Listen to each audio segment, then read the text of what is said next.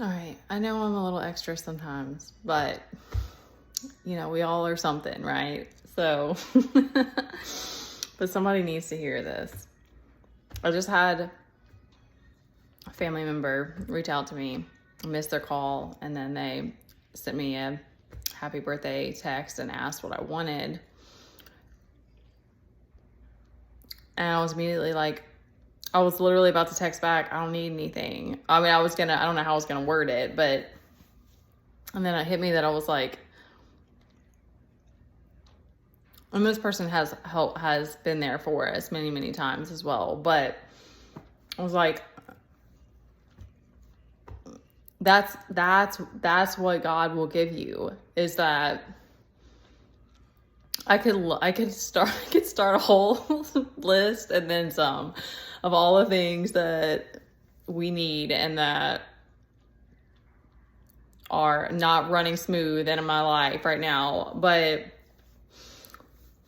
that's what has gotten me through all of this. That's what has gotten me through all this. And I wish that I had seen so many things sooner and had started this sort of trial error journey. Well, there's been just so much. So I have to stop doing that. Because the other thing that came to me is that's another thing that growing up with this idea of perfectionism, I've got gum, I should have spit it out, I'm sorry. Growing up with this idea of perfectionism does to you is that you literally get afraid of failure or afraid of making too many mistakes. And it's very deeply embedded in me now, because I even get caught up. I get like OCD about stuff of needing to be a role model as a parent and all these different things. And then what it has ended up happening is that then when I'm not motivated, I'm just not able to be the parent that this kid needs. Like when I'm not happy, he's not happy. It's not a direct thing like that, but if I'm not motivated, he starts getting lazy. And it's such a weird thing, because I don't know. I don't know how it is for other parents, and we can't take on everything, but that just struck me so hard. And I just wanted to hopefully impress on someone else that it's like,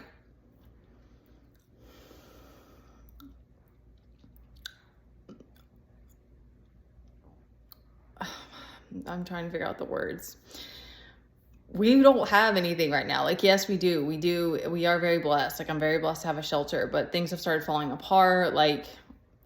We've been scraping by. It is what it is. And there have been many little jobs that I've tried to start up that have just I don't want to say falling apart, because again, it's that letting go of the perfectionism, because I see now that it's all just building. And I know this, but I still have to remind myself that a failure isn't a failure. It's never a failure. You're never an idiot. We're not any of those things. You're not ever dumb for trying something and it not working. It's just that we're programmed to think that. We're programmed to think that everything you have to do has to be validated, or has to be productive, or has to make money, or and I am switching gears to try something different. But I even had to remind myself that it's not even about the impact, as far as having to know how many people have helped versus not. That doesn't matter. It's about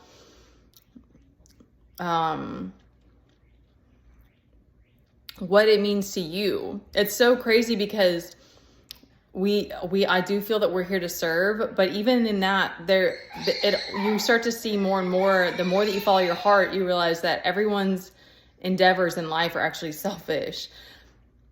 But it's because it's a self journey. It's a self-learning journey. And so I do feel again, that we're here together because we're meant to serve each other, but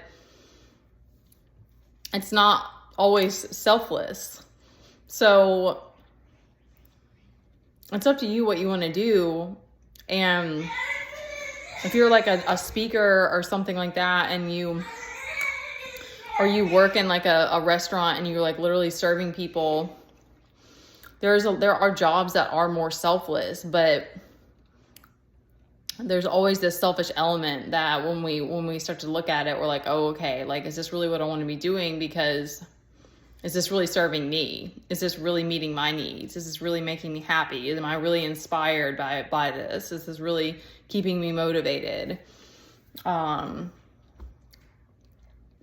But God will pull you through all of those things. Because I have no, like today, I've been lacking in motivation, and I'm trying to figure out how to switch gears. And I'm like, and then my family asking me that, and it's like, I can't believe that was my initial, it took me by surprise. Like I'm not a huge gift person, but like it does cross your mind when you don't have a lot, that you're like, well, I would love to have this, or I'd love to have that. But in that moment, I was like, no, we're good.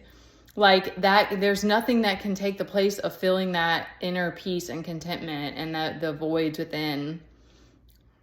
There's nothing from the outside world that can fill that the way that God can, the way that your own self-love can. This was a little bit winded for this little message I was planning on giving, but I wanted to speak that because I never thought that I'd be in this place in life at this point, and it is what it is. And everything's a teachable moment. So you're never actually failing. It's just that